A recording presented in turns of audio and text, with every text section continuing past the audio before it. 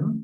Bien, aquí es un listado simplemente de todos los distintos temas que vamos a tocar entre hoy y el miércoles de la semana que viene. Y para entrar entonces en tema, tenemos esta primera diapositiva que, bueno, expresa este concepto, ¿no? Cómo se manifiesta la esquizofrenia, que es importante para ver después los efectos farmacológicos, ¿no? Y tenemos al menos 4 grandes grupos o síndromes, ¿no? Los síntomas positivos, los llamados negativos, los cognitivos, los que tienen que ver con memoria y atención, como vamos a ver, y los síntomas afectivos. Los síntomas positivos, bueno, delirios, alucinaciones, y la desorganización del pensamiento y del habla. Como síntomas negativos relevantes está la falta de interés, identificada con ese nombre abulia, la incapacidad para sentir placer de los hechos corrientes, que es anedonia, el aislamiento social y el rechazo a mantener contactos, bueno, son 3 de los síntomas más, digamos, más fáciles de identificar. Los síntomas cognitivos, que tienen que ver con memoria, atención, y cómo la persona puede organizar sus ideas y ejecutar las tareas en función de las instrucciones que reciban, y que por supuesto también todo esto está alterado.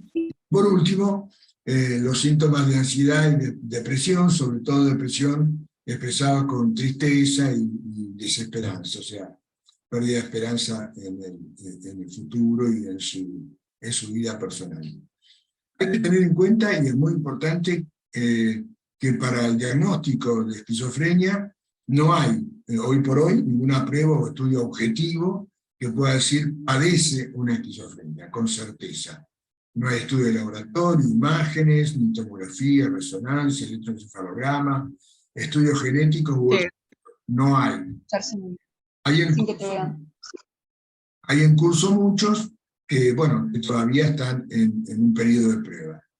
Por eso es que el diagnóstico de la esquizofrenia en la actualidad se hace con entrevistas, ¿sí?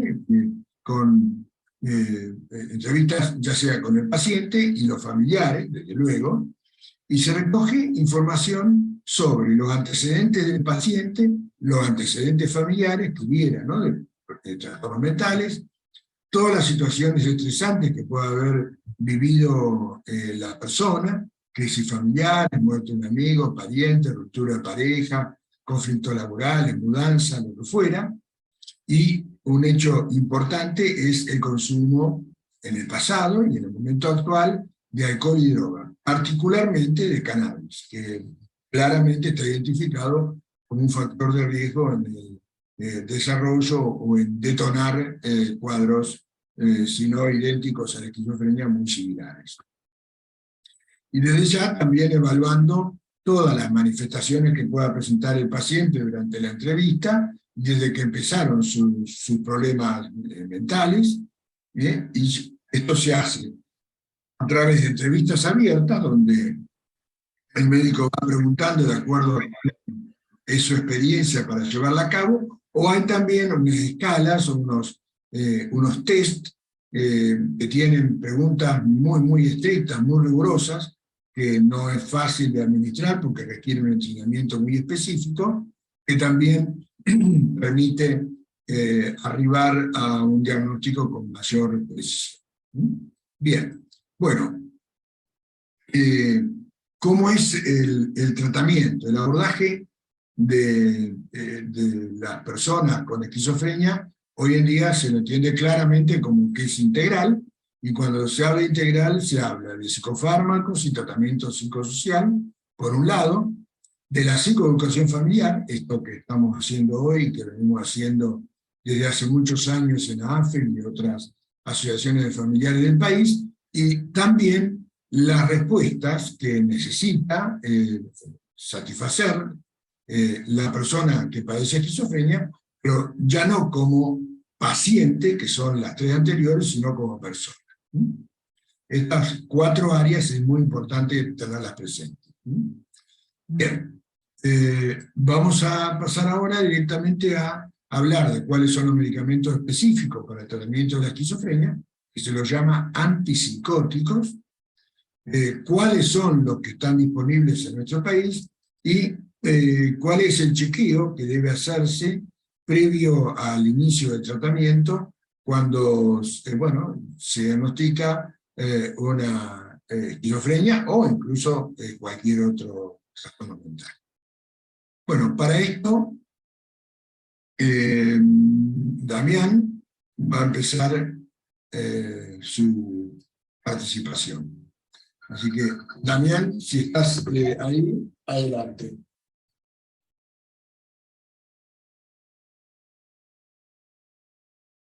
Ahí está. Bien, estaba pidiendo autorización para poder hablar. Gracias, Daniel, por la autorización. Bueno, mi padre, Pedro, hizo la primera parte de la presentación, puso el slide. Bueno, mi nombre es Damián Carvalho, me presento yo también, por parte.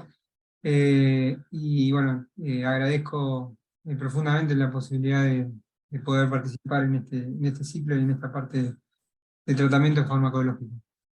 Yo lo que voy a hablarles un poquitito ahora es de los tratamientos en sí, de los nombres. Puede ser medio, les van a sonar conocidos, varios de los nombres.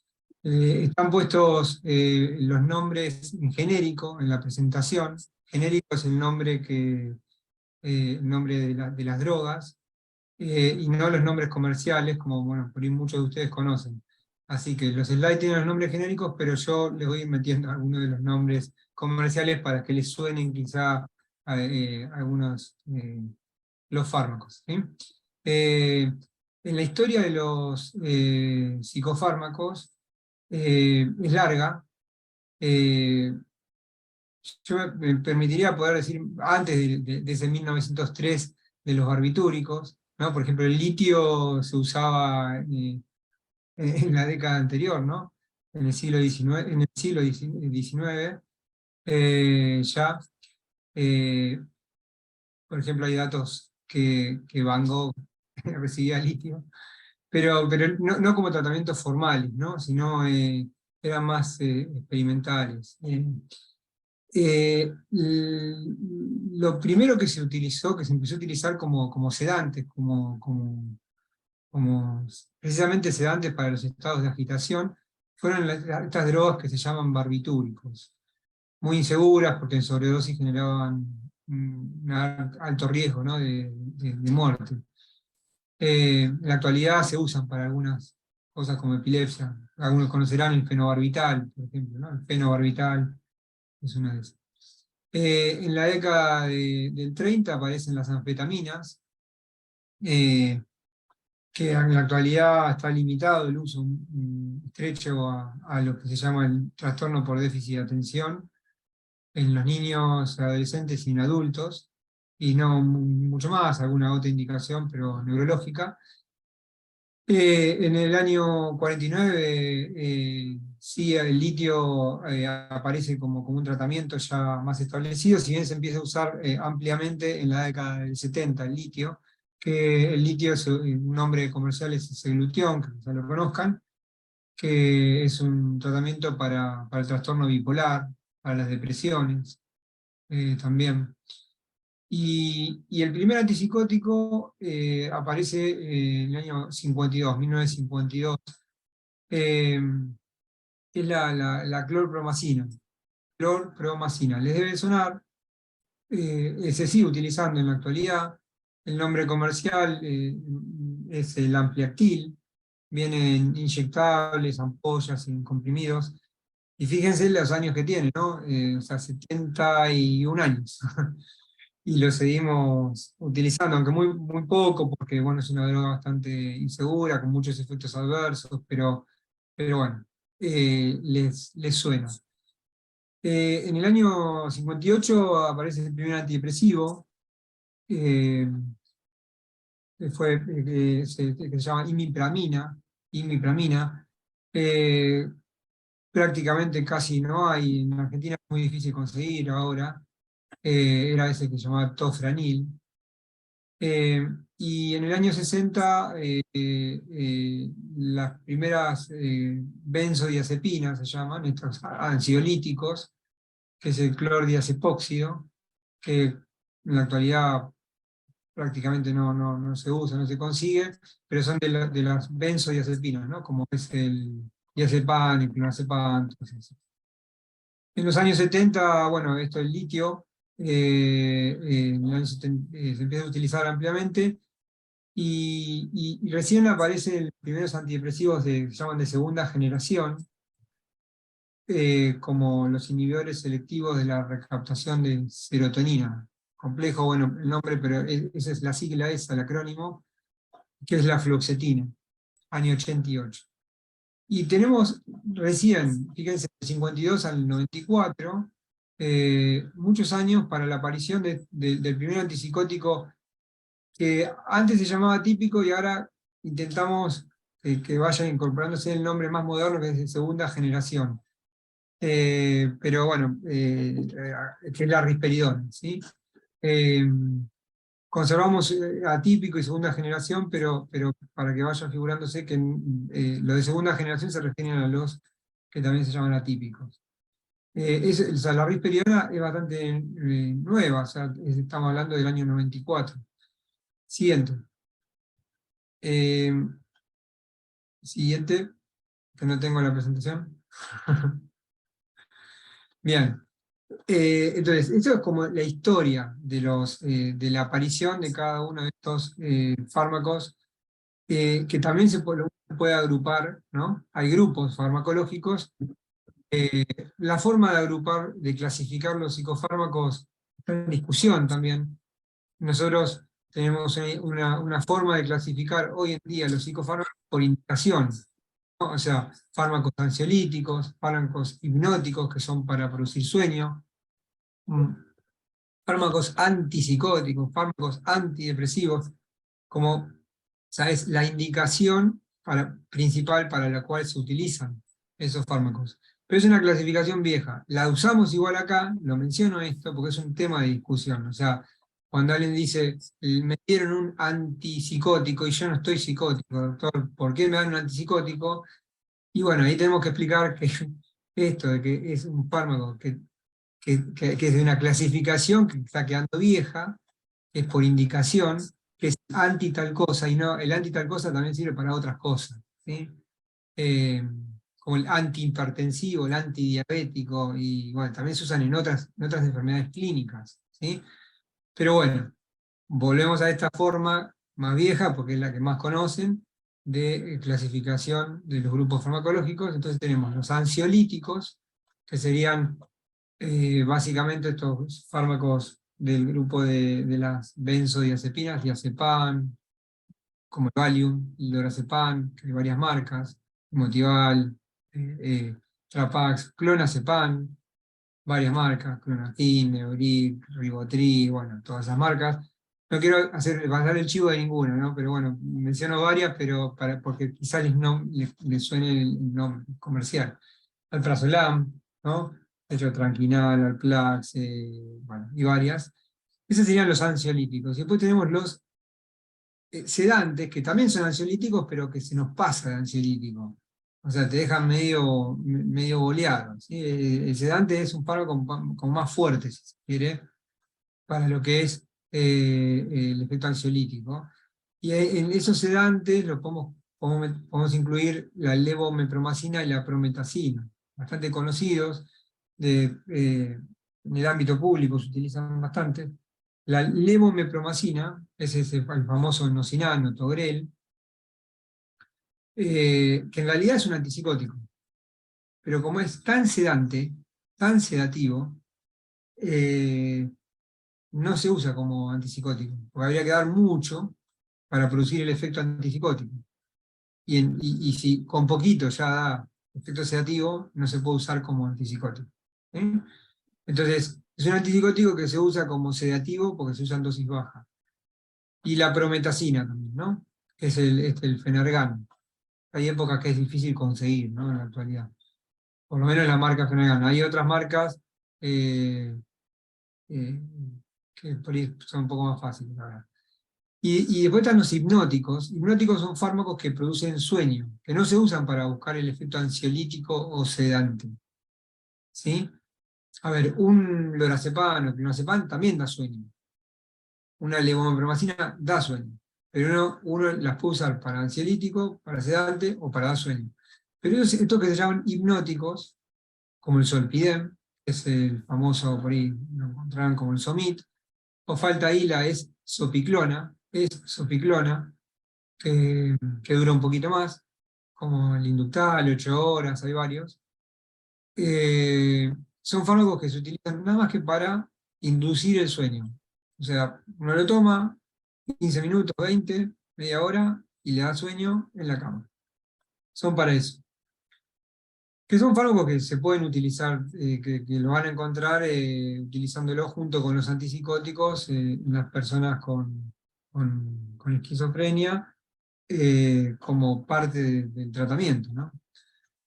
Y después están los llamados estabilizadores del ánimo, que se utilizan en la enfermedad bipolar, también en las depresiones.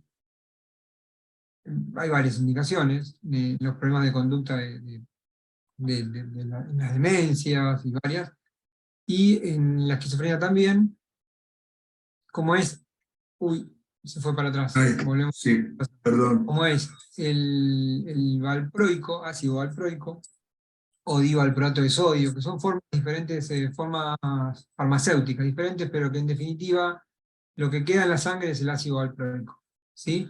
El valproato, divalproato, el valproato de magnesio, valproato de sodio, estos son los que se llaman, por ejemplo, el Valcote, Valnar, eh, o el Logical, bueno, hay muchos, me parece, los primeros se me vienen a la cabeza. Pero esos son estabilizadores del ánimo.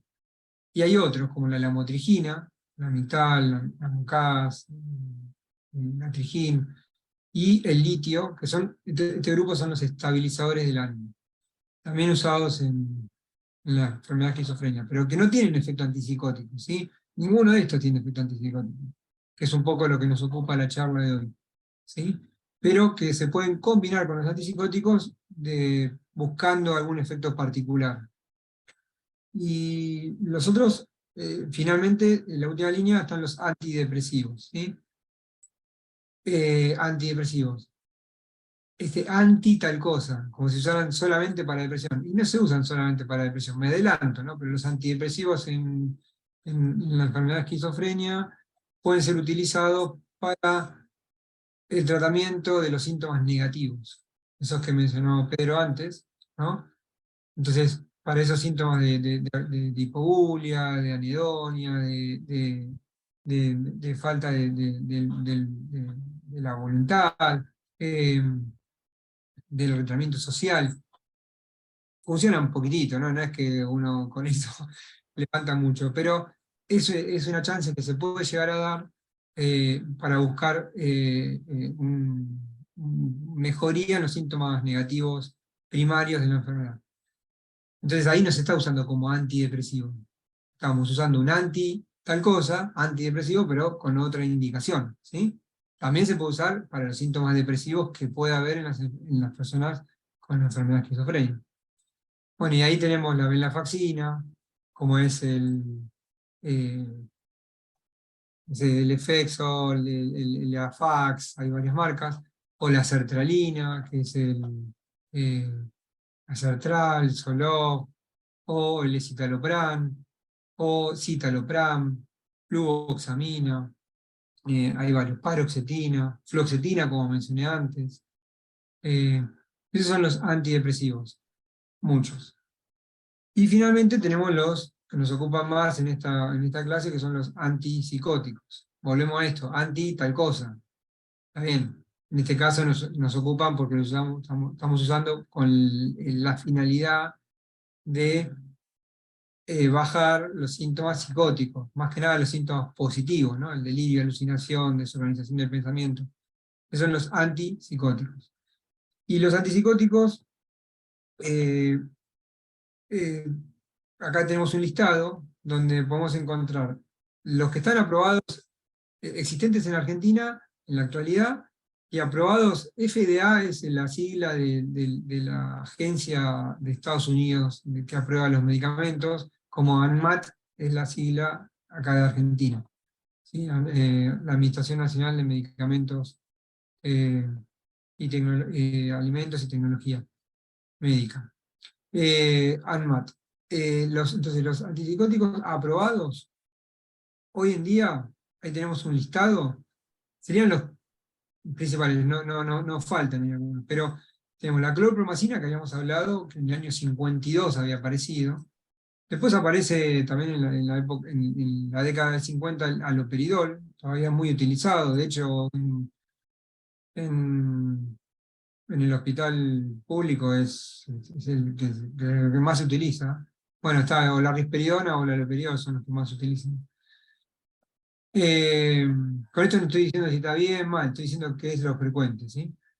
La tioridazina, el famoso Meleril, que se está usando cada vez menos, es bastante inseguro a nivel cardiovascular. El suclopentixol, estoy mencionando los que están en rojo, fíjense, suclopentixol, que es el que se llama clopixol, que es bastante utilizado.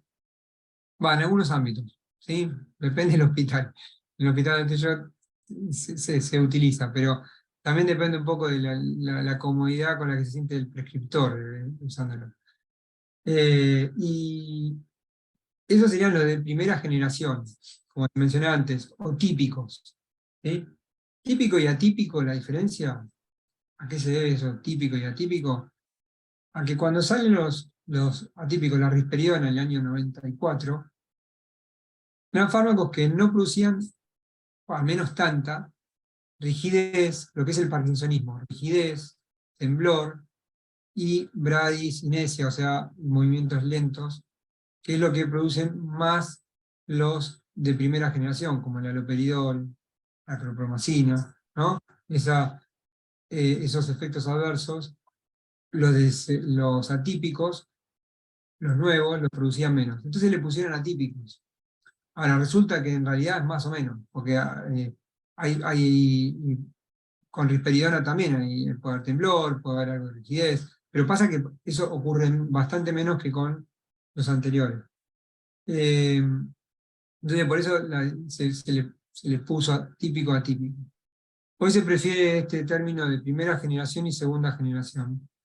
Y fíjense ahí que encontramos la clozapina, ¿no? Metido entre los de primera generación, porque se empezó a utilizar en la década del 70, con un intervalo y después se volvió a usar. Y hoy lo consideramos en realidad de segunda generación porque no genera estos efectos adversos que generan mucho más frecuentemente de rigidez, temblor, que generan mucho más lo de primera generación. Entonces, tenemos los rojos de primera generación y los azules de segunda generación, en el orden de que fueran apareciendo, ¿sí? Son los disponibles actualmente en Argentina. Tenemos risperidona, varias marcas, olanzapina, tenemos un montón de marcas, la quetiapina, ciprasidona, todavía se utiliza, hay poco, pero bueno, hay.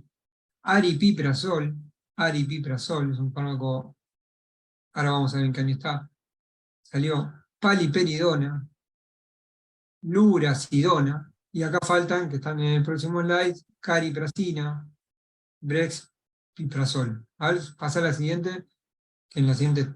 Bueno, estos serían, y había otra que creo que estaban por año.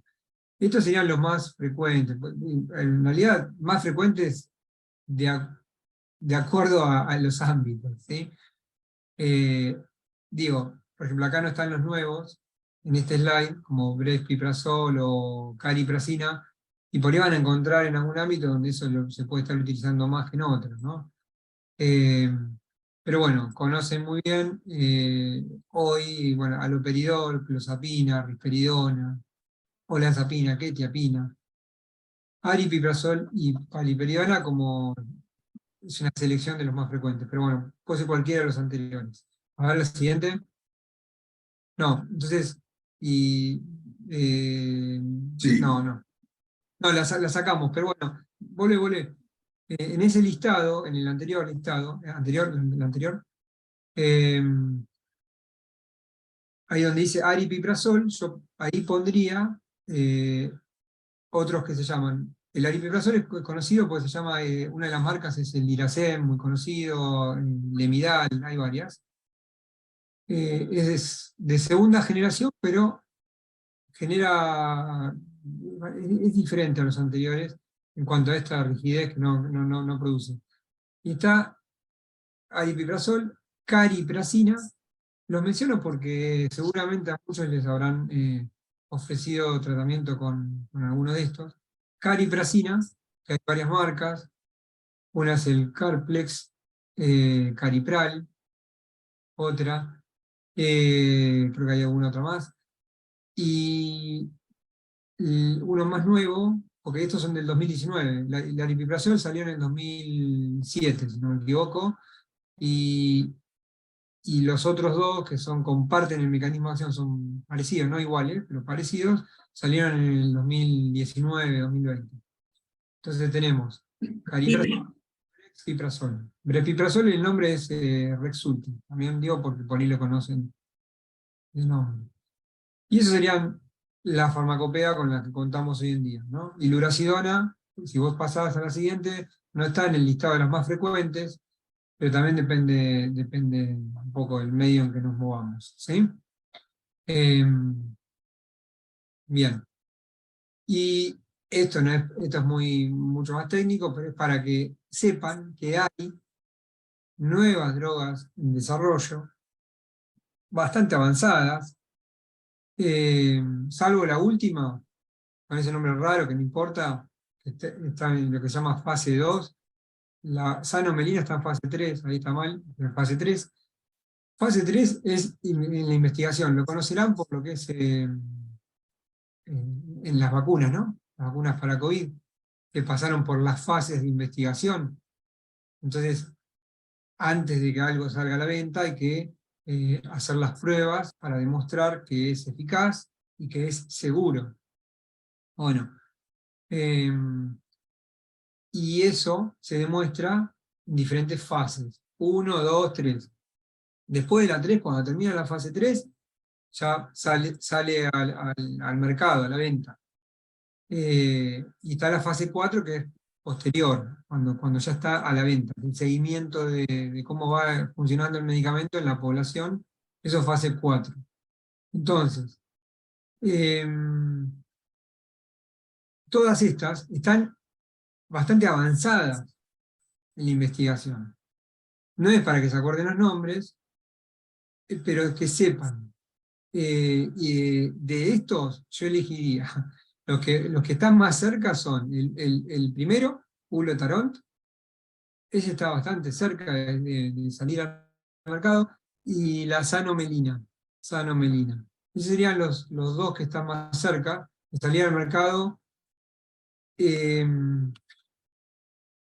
y lo que tienen es, como dice el título, lo que quiero que se lleven es esto, que hay nuevos fármacos en desarrollo, que los nuevos fármacos no están apuntando al mecanismo del bloqueo de los receptores de dopamina.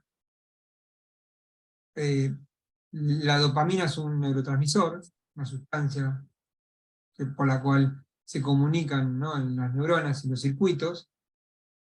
Y bueno, los antipsicóticos, todos los anteriores, todos esos que vimos antes, todos actúan a través de la modificación de las vías que usan ese transmisor que se llama dopamina. Todos los anteriores van por ese lado, por la dopamina. Todos estos van por otro lado, no por dopamina. Bueno, acetilcolina, serotonina y otras cosas más raras, pero eso va a quedar para el futuro. Pero no, y eso le da un plus de diferencia en los efectos adversos muy importante. ¿Sí? Por ejemplo, no suben de peso, que es un gran problema con los de segunda generación. No dan esa rigidez, ese parkinsonismo, y se toleran en general bastante bien. pero no son tan eficaces como son los anteriores. Y el anterior, una cosita más, porque yo les dije cuáles serían mi apuesta por el ulotaront y la sanomelina. Hay uno que se llama pimavanserina. Ese ya está a la venta. El tema, que acá lo ponemos, en fase 3, para esquizofrenia. Está a la venta porque es un antipsicótico que se usa en la psicosis por Parkinson. Son personas que tienen enfermedad de Parkinson y que tienen síntomas psicóticos, particularmente son alucinaciones visuales. Y algunos delirios, pero son psicosis en el Parkinson, que no es lo mismo que en la enfermedad de esquizofrenia. Es un fármaco que está a la venta y está en fase de investigación para síntomas negativos de la esquizofrenia, ¿sí? Y quizá les pueda sonar conocido porque a algún familiar pueden haberle ya prescrito pimavanserina, porque está a la venta, en lo que se llama fuera de prospecto, o sea, usarlo para síntomas negativos, aunque todavía no está aprobado para eso. No está del todo mal, pero yo sería un poco cauto a la hora de utilizarla, porque faltan los estudios todavía, falta que terminen los estudios, ¿sí? Bien. La pimavanserina hay dos marcas, pero bueno, no que le suene. Y antes de empezar a usar un antipsicótico, hay que ver la urgencia, ¿no? Pero sería ideal poder contar con un panel de laboratorio y después se repiten esos paneles. A veces uno los pide, dependiendo del antipsicótico, a los 3, a los 6 meses y al año, pero al menos una vez al año, el paciente que está con un antipsicótico, cualquiera de los anteriores, tendría que tener una buena parte de estos análisis. Uno puede empezar con un antipsicótico sin estos análisis cuando hay una situación más de urgencia, porque hasta que tiene el resultado, si no, a veces no podemos esperar. Pero es de buena práctica que cuando uno lo prescribe, indicar que se haga también en el laboratorio. ¿No? Si no lo tengo de antes, por lo menos estoy empezando con el antipsicótico y dándole la orden para que se haga el laboratorio. ¿Sí? Entonces, ¿qué es lo que se necesita? Un hemograma, que es lo que es el recuento de glóbulos rojos, glóbulos blancos y plaquetas. Todo esto es re importante porque uno tiene un basal, o sea, lo pido antes de empezar, o ni bien empiezo, ¿no? Prescribo el antipsicótico, le digo, bueno, hagas este análisis, se hace el análisis al otro día, empezó con el antipsicótico, entonces yo ya tengo los valores de base.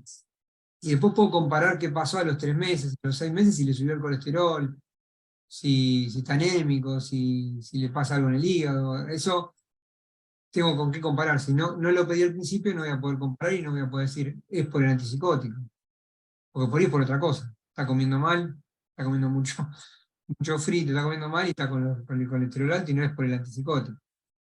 Entonces, el hemograma, la glucemia, que es el estudio del azúcar en sangre, los lípidos en sangre, ahí sería una coma, va entre coma, que sería el colesterol, los triglicéridos, ¿sí? Lo que se llama función renal, que es esos que están ahí como urea y creatinina, un hepatograma, que es del hígado, un ionograma, que es el sodio, el potasio, el cloro, que son los iones estos que se pueden medir en la sangre, el perfil de tiroides, que es la TSH. Esto por ahí es muy del médico, pero es importante que conozcan que hay que pedir de base algunos de estos estudios.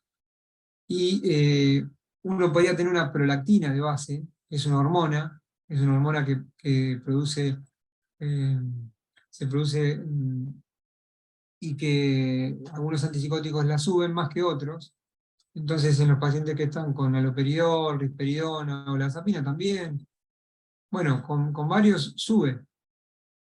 Y con otros baja, por ejemplo, la lipiprazol, la cariprazina, lo vamos a ver en la otra. El brespiprazol la bajan a la prolactina. Entonces es bueno tener una prolactina de base, porque si después subió, yo sé que subió por el fármaco que le di, pero también puede subir por otras cosas. Y el examen físico, que es re importante, bueno, que preguntar cuánto mide, si uno lo puede medir mejor, y pesarlo. O sea, tener una balanza en el consultorio es muy importante, porque nos permite pesarlo con una regularidad que es necesaria. Y diría, al principio, en los primeros 6 meses, idealmente, si uno lo puede pesar en todas las consultas, mejor. Si uno tiene la balanza, mejor. Y con el peso, la estatura, uno saca esto que se llama índice de masa corporal, ¿no? Pero bueno, pesarlo. Uno podría medir la circunferencia de la cintura también con 1 metro. Pero yo resalto lo del peso, porque es una intervención muy sencilla. Tengo una balanza y, y tengo ese dato. Y hago el seguimiento. Y digo los primeros meses porque es el periodo de mayor riesgo. Los primeros 3, 6 meses es donde se da la curva de subida. Entonces uno tiene que pesarlo en cada consulta. Y idealmente poder medir la presión arterial y la frecuencia cardíaca en las consultas. La frecuencia cardíaca, medirle el pulso, y la presión arterial, tomarle con un tensiómetro. ¿Sí? Eso es importante. Y otro chequeo previo que serían más como opcionales, pero que serían buenos poder usar más si hay un alto índice de sospecha, es el consumo, sobre el consumo de drogas, ¿no? Dosaje de drogas en orina o en sangre. Uno puede dosar drogas de abuso, como son marihuana, tetrahidrocannabinol, THC, es un tipo de cannabinoide, un tipo de los productos que tiene la marihuana, que es, eso se dosa, THC. Dosar la cocaína, en realidad en lo que se transforma la cocaína, se puede dosar, se pueden dosar anfetaminas, ¿sí? Porque también son de uso, de abuso en determinados ámbitos, ¿no? En fiestas y demás, entonces eso se puede dosar. Se pueden dosar opiáceos, bueno, pero se pueden dosar, el médico puede pedir un dosaje. Y no está mal porque eso ayuda a despejar algunas dudas. Y siguiente, sería ideal tener un electrocardiograma del corazón, un electrocardiograma, con el médico le pide con esto, con QTC. ¿Qué es QTC? El QT es una onda en el electrocardiograma que nos mide de alguna manera el riesgo cardiovascular. Hay gente que tiene ese signo en el electrocardiograma, ese signo, esa ondita. Todos tenemos QT, ¿sí? Pero el QT se pide así QT corregido, porque el cardiólogo o el mismo psiquiatra lo puede dar, no es complicado. Al ver eso puede decir, bueno, este antipsicótico no le conviene, o está contraindicado este antipsicótico, ¿sí? Entonces hay que pedir un electrocardiograma con el QT-C corregido. El QT corregido, ¿sí? El QT corregido, el QT-C. Tiene una C de más. Y otra de las cosas que se puede pedir es una evaluación neurocognitiva, ¿sí? Una evaluación neurocognitiva, neuropsicológica. ¿Qué es esto? De un estudio muy, muy fino de la atención, la memoria, esta capacidad de organizarse, ejecutar las acciones, que se llaman funciones ejecutivas. Entonces, eso uno lo puede evaluar muy fino, es una prueba que dura 1 hora y pico, y en esa prueba uno ve cómo está funcionando cognitivamente, ¿sí? Entonces después uno, bueno, al año, a los 2 años, a los 3 años, uno puede pedir otra vez y ver si hubo una declinación, en esto que se llama deterioro, ¿no? Deterioro neurocognitivo. Entonces, por eso, cuando uno tiene lo basal, ¿sí? Cuando empiezo con el tratamiento, después puedo comparar contra algo, esto contra esto. Si yo a los 4 años le pido un electrocardiograma y tiene algo, o pido una evaluación neurocognitiva y tiene algo, yo no sé si eso fue por el tratamiento, por la enfermedad o por otra causa. ¿Mm? Entonces es importante tener un basal para poder comparar. Y finalmente, un examen neurológico, o sea, trabajar con un neurólogo y quizá pedir imágenes, una resonancia magnética, por ejemplo, que no es obligatorio. Lo que pasa es que esto puede ser se solicita más que nada cuando uno sospecha que puede estar enfrente de un cuadro de epilepsia. Entonces, hay epilepsias que tienen alteraciones en la estructura del cerebro, entonces uno tiene la resonancia y dice, bueno, esto no es esquizofrenia, sino es epilepsia, o es una epilepsia con psicosis, que no es lo mismo que esquizofrenia.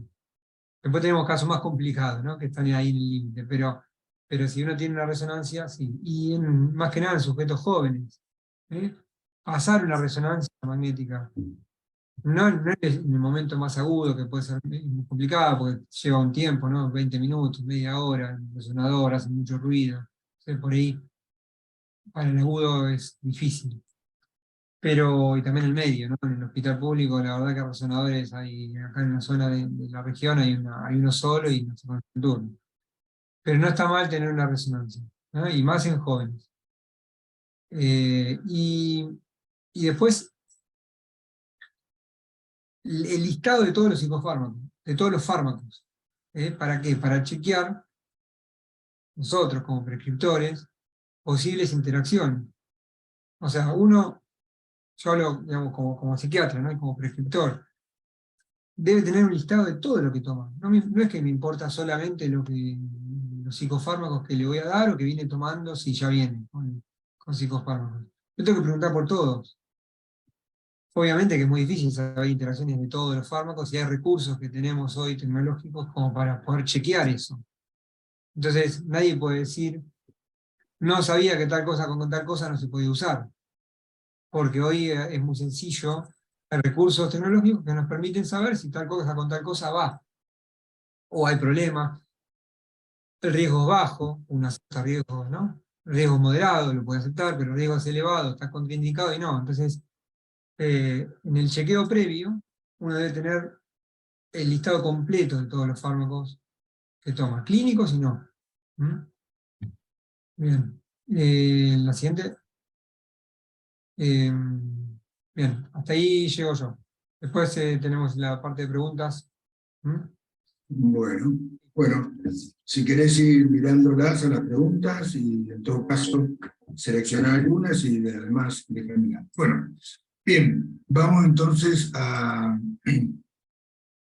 esta sección en donde vamos a hablar de cuáles son los criterios que utilizan los médicos para decir, bueno, indico este medicamento y no este otro, ¿no? Esto es interesante que ustedes lo sepan precisamente porque son las pautas con que se identifican cuál sería, teóricamente, el mejor fármaco para un paciente en particular.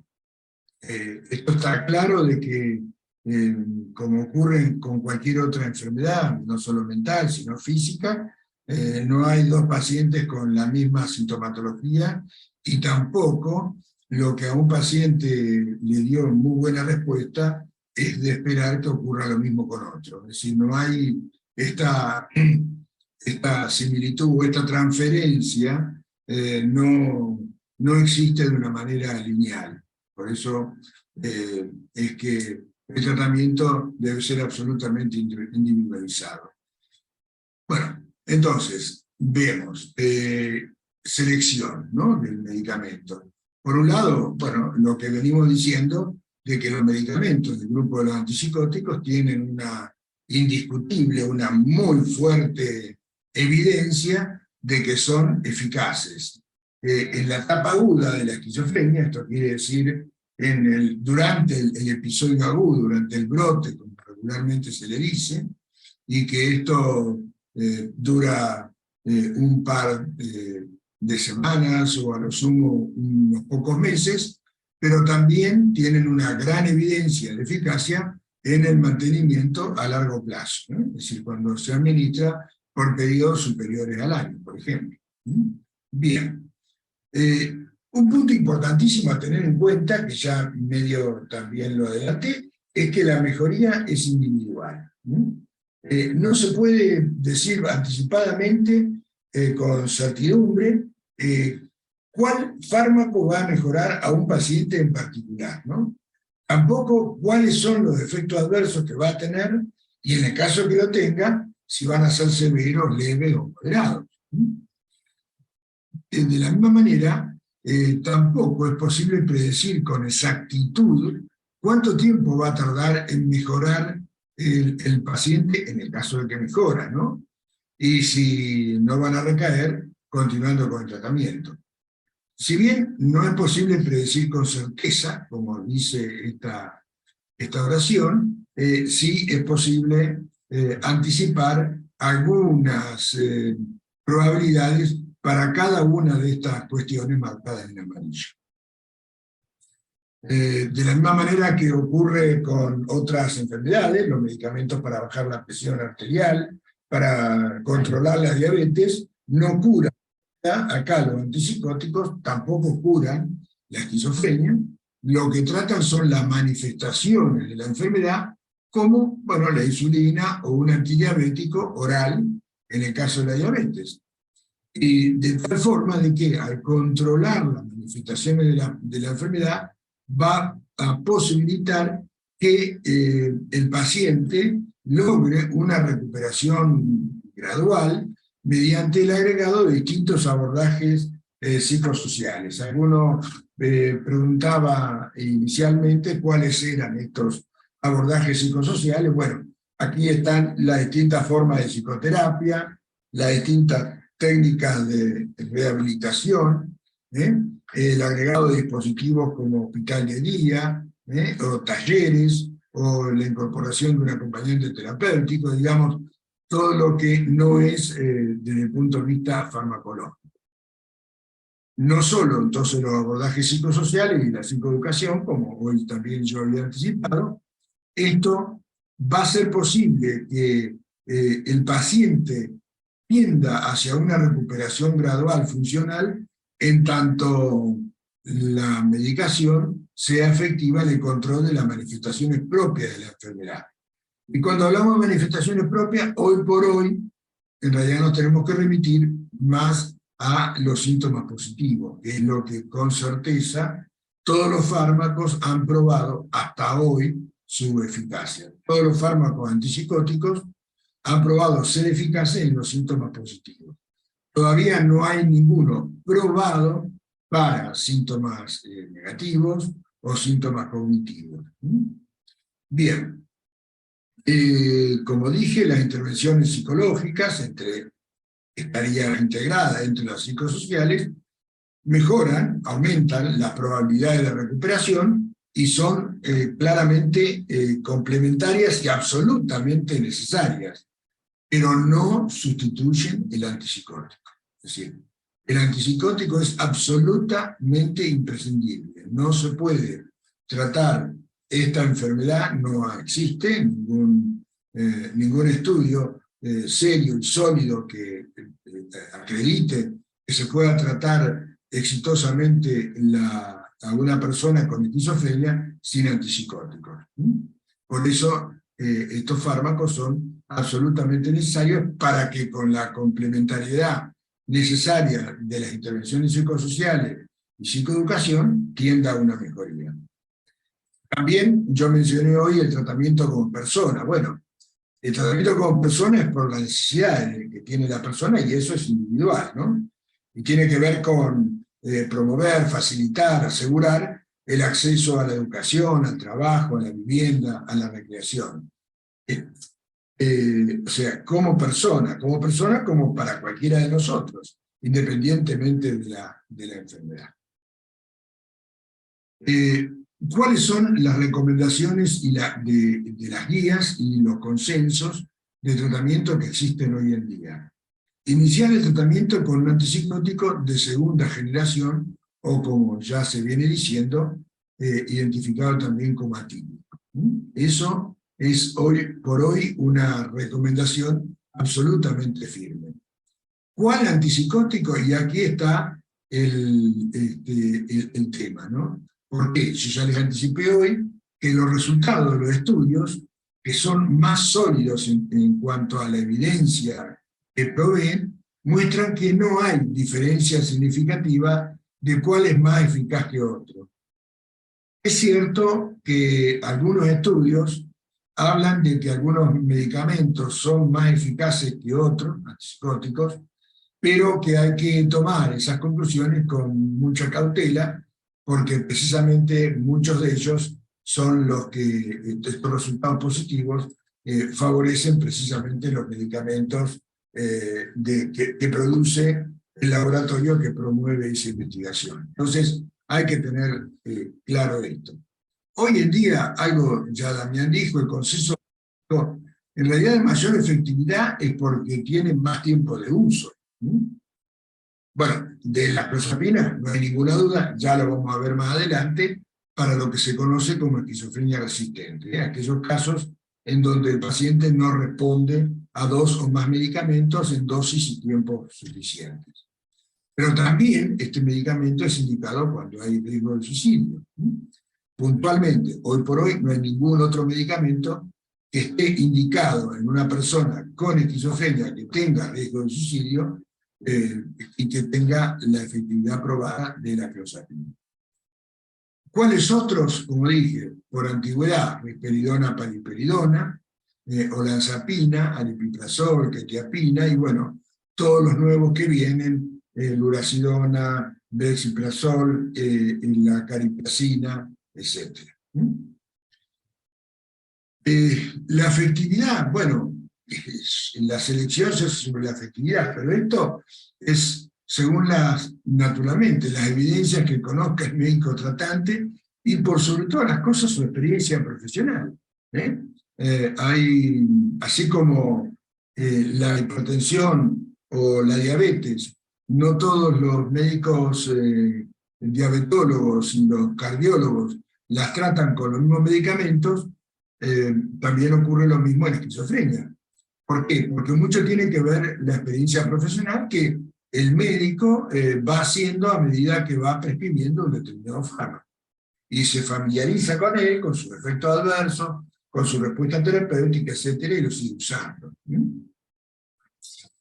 Otro punto es desde ya los efectos adversos que se quieren evitar. Por ejemplo, si el paciente es un paciente obeso, bueno, dar un medicamento del grupo de los que aumentan de peso no estaría totalmente indicado. Ya vamos a ver en la siguiente charla, vamos a hablar de todos los eventos adversos, de cuáles son los antipsicóticos que más los producen, cómo se tratan, etc. Hoy simplemente lo menciono. O también si, por ejemplo, si el paciente tiene severos problemas de sueño, quizás pueda aprovechar los efectos sedativos de algún antipsicótico para controlar esta manifestación. Pero hay que tener en cuenta cuáles son los eventos adversos posibles de esos medicamentos, ¿no? ¿Qué pasa con la prolactina? Y si tiene o no antecedentes de arritmia o riesgo de arritmia, con lo que se habló hoy de QT. Otro criterio también es que la persona pueda acceder al medicamento no solo en el corto plazo, por ejemplo, mientras está internado o con algunas muestras que no son legales, pero que hay algunos circuitos que lo permiten, que permiten iniciar un tratamiento. Es decir, el acceso y la selección del antipsicótico debe ser de acuerdo a la seguridad que tenga de que el paciente pueda tenerlo a largo plazo. No es lo mismo, por supuesto, muchas veces ocurre que estando internado recibe un medicamento y se va de alta y le dan otro. Y esto, bueno, otro totalmente diferente no sería una indicación adecuada, ¿no? Otro punto importante es la historia que el paciente pueda tener de cómo anduvo con los tratamientos previos. Por eso es muy importante llevar el mejor detalle posible de todos los medicamentos que el paciente va recibiendo, más o menos los tiempos en que se le administró, qué dosis, y cómo anduvo, si mejoró o no mejoró, si tuvo efectos adversos, qué severidad tuvieron esos efectos adversos, si fue una complicación seria, si tuvo consecuencia ese efecto adverso o no. Todo eso es muy importante tenerlo presente. Un tema que no es menor es la preferencia del paciente. En tanto el paciente y el familiar, ¿no?, esté adecuadamente informado de cuáles son las distintas alternativas farmacológicas para el tratamiento, es muy probable que pueda decidir cuál de ellos es el que más se adecua a sus preferencias personales. Por decir, puede ser que el profesional plantee, bueno, una opción es que usted siga con esta medicación oral. La otra es pasar a un inyectable, que va a recibir durante 4 meses, una vez por mes, después va a pasar una cada 3 meses, y quizás dentro de un tiempo a uno cada 6 meses. Bueno, si el paciente se le brinda adecuadamente la información, quizás esté en condiciones de indicar cuál es su preferencia. ¿Por qué? Porque cuanto más se ajusta el fármaco que finalmente recibe a las preferencias del paciente, hay mayor expectativa de que el paciente continúe el tratamiento y mejore a largo plazo. Esto está absolutamente estudiado. Enfermedades físicas que pueda tener, diabetes, hipertensión, problemas cardíacos. El tratamiento con otros fármacos, ¿no?, que pueda estar recibiendo, no solo psicofármacos, sino fármacos. Por ejemplo, si está recibiendo carbamazepina, que es un medicamento que se utiliza muchísimo en epilepsia, pero también se utiliza en esquizofrenia, hay que tener presente que si se administra simultáneamente con aripiprazol u olanzapina, va a bajar las concentraciones de aripiprazol y olanzapina. O sea, tomar carbamazepina y aripiprazol o carbamazepina y olanzapina va a hacer que el paciente, en la concentración en sangre, tenga menos aripiprazol u olanzapina que si lo estuviera tomando solo. Y esto es importante, ¿no?, tenerlo presente. También otra interacción posible es si los antipsicóticos tienen efecto sedativo importante, su asociación con el alcohol y el riesgo que ello implica. Ser fumador o no, esto no es un tema menor. Después lo vamos a ver que si es fumador disminuye la concentración de olanzapina en sangre, en ocasiones hasta el 50%, que no es por lo que ustedes pueden suponer, no es un tema para despreciarlo. Y por último, en la consulta médica es importante escribir en la historia clínica y tener ustedes perfectamente identificado, en todo caso escribirlo ustedes también, ¿qué efectos terapéuticos se esperan lograr, ¿no? Es decir, por ejemplo, bueno, va a mejorar primero el delirio, en el caso de que la respuesta al medicamento sea efectiva, ¿y en cuánto tiempo? Bueno, la expectativa es que sean 3 semanas, 4 semanas, 2 semanas. Mucho tiempo después puede llegar a mejorar la bulia o no. Pero bueno, todo esto es importante claramente establecerlo de entrada, porque adecúa las expectativas a la realidad de lo que se sabe de estos medicamentos. Y en cuánto tiempo puede llegar a mejorar, no solo la secuencia, sino el tiempo. Bien. ¿Cómo es el tratamiento del primer episodio y el tratamiento a largo plazo, y las dosis mínimas efectivas de los medicamentos, las consecuencias de los periodos sin tratamiento y algo sobre esquizofrenia resistente?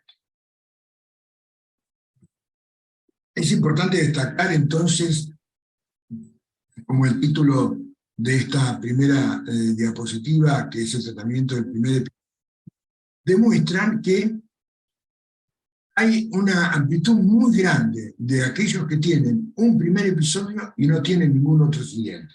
Hay estudios que hablan de que esto se da solamente en el 1% de los casos, y otros estudios dicen que es hasta el 20% de las personas que padecen psicosis, ¿no? O sea, 1 de cada 5 va a tener un solo episodio.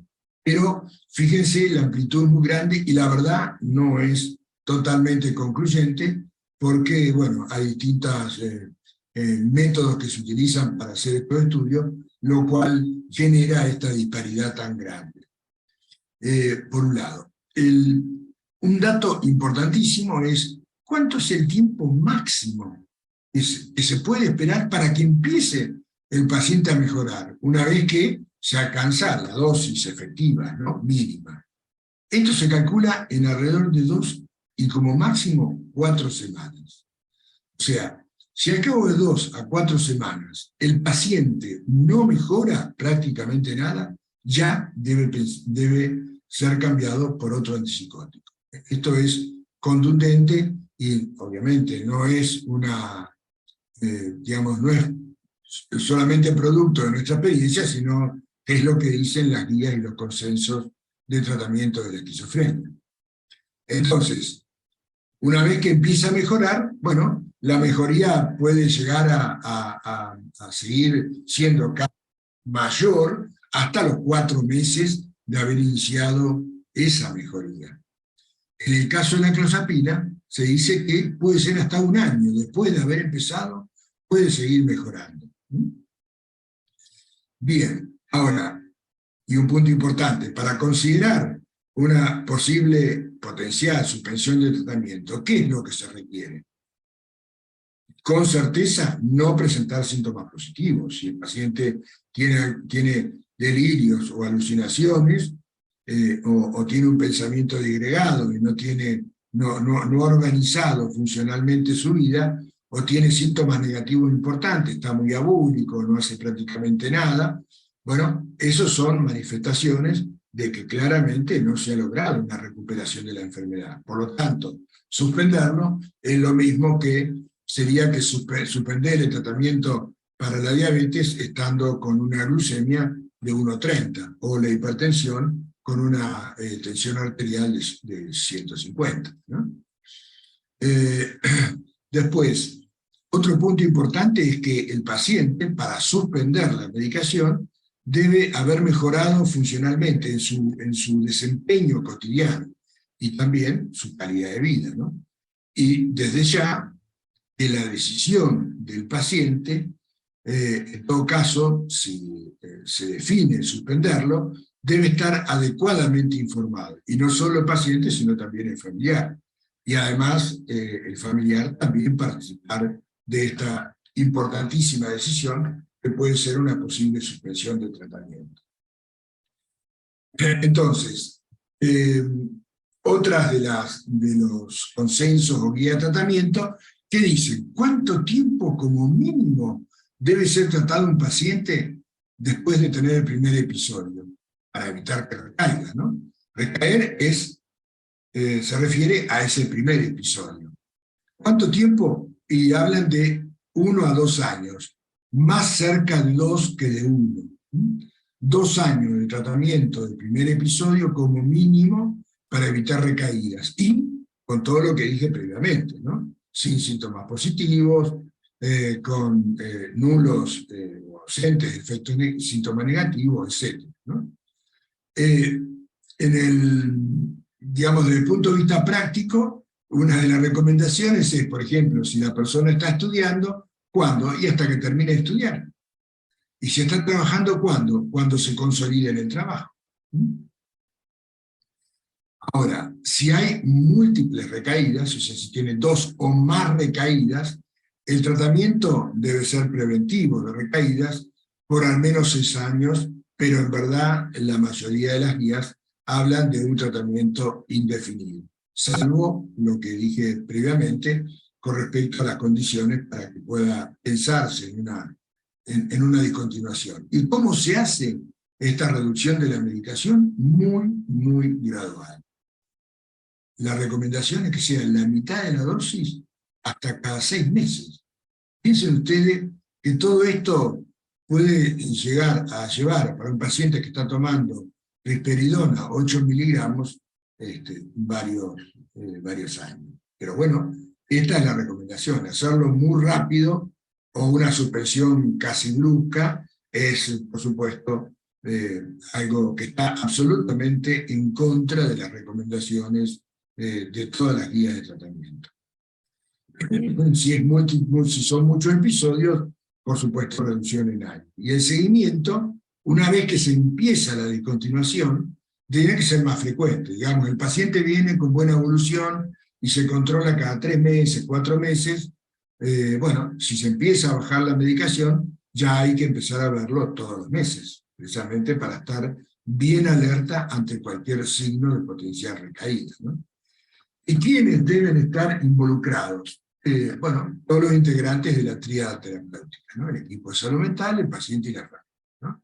Estos 3 componentes son absolutamente necesarios que estén interactuando entre sí, y desde ya el familiar y el paciente deben tener información muy clara respecto de cuáles son los síntomas precoces de posible recaída, que en la mayoría de los casos repite los mismos síntomas si es que han tenido episodios previos que han presentado en esa ocasión. Algunos datos, ¿no? Alrededor de 8 a 9 de cada 10 pacientes logra una clara mejoría después del primer episodio. Pero a los 2 años de la mejoría, la mitad de los pacientes suspendió el tratamiento, no por decisión médica, en muchos casos, sino por decisión del paciente, sobre todo cuando logra una recuperación y entiende erróneamente que ya está superada la enfermedad, ¿no? Y el tema es que quienes suspenden el tratamiento recaen el doble respecto de quienes lo continuaron, o sea que no es un dato menor para tenerlo presente. ¿Y cómo es el tratamiento de prevención de las recaídas? Bueno, el punto es, si el paciente logró una mejoría clara, no evidente, mejoraron los síntomas del delirio, las alucinaciones, recuperó el estudio, terminó el estudio, empezó a trabajar, se consolida en el trabajo, y se ha considerado, desde luego, un tratamiento prolongado porque ha tenido 3 recaídas, por ejemplo, se debe continuar con el mismo antipsicótico y a la misma dosis con que logró la mejoría. No hay indicación de bajar la dosis y tampoco de cambiarlo, a excepción de que aparezca algún efecto adverso que significa un riesgo para el paciente o un disconfort para el paciente que desde luego tiene que ser tenido muy en cuenta. Piensen en esto, ¿no? Que 3 de cada 4 pacientes requieren tratamiento indefinido, en realidad es bastante más, ¿no? Se calcula que 4 de cada 5 pacientes. Y todas las guías de tratamiento no recomiendan la suspensión de los antipsicóticos en episodios múltiples. Hoy yo mencioné que en algunos casos se consideraba el tratamiento hasta 6 meses, pero ya en la actualidad la recomendación es no suspender los medicamentos. ¿Cuándo considerar un tratamiento prolongado, o como a veces se lo identifica de una manera más sutil como indefinido? Cuando hay numerosas y severas recaídas, cuando hay una falta de conciencia de enfermedad, que el paciente no se considera que está enfermo y por ello entiende que no necesita un tratamiento, y si eso es vigoroso, si eso es fuerte, y se ha mantenido durante todo el periodo de enfermedad, con más razón hay que pensar en un tratamiento prolongado. De la misma manera que cuando se produce la recaída, después que el paciente suspende el medicamento por su cuenta, ahí la indicación es también un tratamiento prolongado. Cuando es muy severo, cuando hay riesgo de suicidio, cuando hay agresividad importante, estas son todas condiciones que indican tratamiento prolongado. Cuando desde ya, si persisten síntomas como delirio, alucinaciones o desorganización del pensamiento, desde ya con más razón, porque está indicando que el tratamiento no es efectivo. Cuando hay un deterioro y un impacto importante en cómo se maneja en la casa, con sus amigos, en el trabajo, y cuando los familiares o los allegados no pueden asegurar el seguimiento, por ejemplo, que viva solo, ¿no? O que el paciente tome el medicamento por su cuenta y no a la vista de los familiares con algún antecedente de mal cumplimiento, bueno, también ahí hay que plantearse un tratamiento prolongado.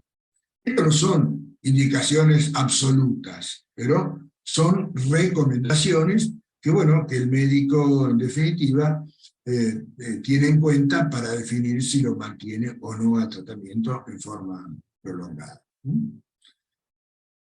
Hay una relación entre la duración del periodo, y esto es importante, en que el paciente está con síntomas, la mayoría de las veces sin tratamiento, y cómo evoluciona a largo plazo. Esto es importante tenerlo en cuenta porque precisamente induce a que cuanto menos tiempo el paciente esté sin medicación y con síntomas psicóticos, menor impacto a largo plazo va a tener, y el pronóstico no va a ser tan desfavorable como cuando el tratamiento es a más largo plazo, ¿no? Como dije, hay evidencia de que cuanto más prolongado es el periodo de psicosis activa, ¿no? Con síntomas positivos, por ejemplo, y sin tratamiento, ¿qué va a haber? Va a haber mayor gravedad de los síntomas, de todos. Va a haber menor probabilidad de alcanzar una mejoría apreciable una vez que se empieza el tratamiento. Va a haber un desempeño en la vida cotidiana, laboral, social, lo que fuera, más deficiente. Va a haber un mayor riesgo de autolesiones y de suicidio. Y va a haber mayores costos muchas veces asociados a una internación, internaciones reiterativas, ¿no? Bueno, por eso es importante que el periodo de psicosis sin tratamiento sea el menor posible. Bien, un punto es, que yo había anticipado, era el de qué es a qué se conoce como las personas que presentan una esquizofrenia resistente al tratamiento. Algo anticipé hoy, es cuando los pacientes no mejoran habiendo recibido sucesivamente 2 antipsicóticos en la dosis apropiada y por tiempo suficiente, ¿no? Estas 2 variables son muy importantes. Los tiempos ya más o menos había anticipado, pero aquí está claramente definido que deben ser por lo menos 6 semanas. ¿Cuáles son las dosis apropiadas? Ya lo vamos a ver en diapositivas más adelante. Para esta condición, la indicación hoy por hoy única, efectiva, es la clozapina. Y se observa, en este caso, que la mitad de las personas logran una mejoría. En este caso, cuando los pacientes reciben clozapina, deben ser controlados los efectos que puedan tener en la sangre. ¿Por qué? Porque si no se los controla a tiempo y estos efectos se van agravando, hay hasta un potencial riesgo de vida. Lo que se hace es, y esto está normatizado a nivel nacional por una disposición del organismo gubernamental que regula el tema de fármacos nacional, que indica que los controles de glóbulos blancos solamente deben hacerse semanalmente durante las primeras 18 semanas y después con una vez por mes toda la vida mientras siga tomando clozapina. Bueno, esto no es un tema menor, ¿no? Y acá una reflexión interesante, ¿no? Que está casi textualmente porque me parecía importante que ustedes la tengan bien presente, ¿no? Que si pensamos, bueno, todo lo que está asociado a la estigma y discriminación relacionado con los trastornos mentales severos, particularmente con esquizofrenia, hay que tener en cuenta esto, ¿no? Que los trastornos mentales son reales, son comunes, son frecuentes, muchos de ellos son severos, y sobre todo que son tratables. Así como que son mortales si no se tratan, producen una gran incapacidad si no se tratan, y físicamente pueden ser devastadores en el caso de que no reciban el tratamiento adecuado. Entonces, es importante tener presente que mientras existan algunas dudas, ¿no?, respecto de cómo deben ser tratados las personas con trastornos mentales, hay que ser muy cauteloso antes de concluir que los diagnósticos y los tratamientos de salud mental son defectuosos. Esto es relacionado con el estigma, ¿no?, o que son malos. O todo lo contrario, ya no sería con el estigma, sino con una sobreestimación, un optimismo sin evidencias, que todos los tratamientos de salud mental son certeros e infalibles. Ni una cosa ni la otra. Por eso la recomendación es adherir a los mismos estándares, a los mismos criterios de legitimidad que existe en el diagnóstico y el tratamiento para enfermedades tratadas por la psiquiatría que para las demás especialidades médicas, ¿no? Así como nadie duda de la necesidad de un tratamiento de una hipertensión o de una diabetes, cuando los valores clínicos y de laboratorio indican que se requiere un tratamiento, lo mismo ocurre para el caso de los trastornos mentales, y ni qué hablar para el caso, naturalmente, de la esquizofrenia. Bueno, esto es hoy por hoy lo que teníamos para compartir con ustedes. La segunda parte, que es la semana que viene, vamos a hablar de todos estos temas que están acá. Por eso yo diría que para aquellas personas que han hecho preguntas relacionadas con, con otras cuestiones, como es, por ejemplo, los efectos adversos, los tratamientos con inyectables, qué pasa cuando no cumple, etcétera, todo eso lo vamos a ver la